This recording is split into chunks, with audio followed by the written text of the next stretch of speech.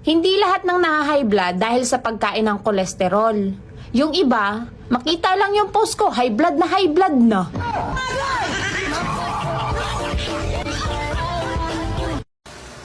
Mira, Po, saan ka nagpunta kanina? sa pawn shop. Bakit? Anong ginawa mo dun? Nagsangla. Nagsangla. Magkano nakuha mo? Wala.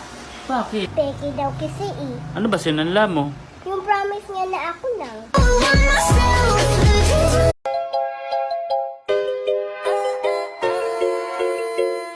Ayoko ng panandalian. Gusto ko pang matagalan. Ayoko rin ang kalokohan. Tandaan mo na lang ang sasabihin ko sa'yo.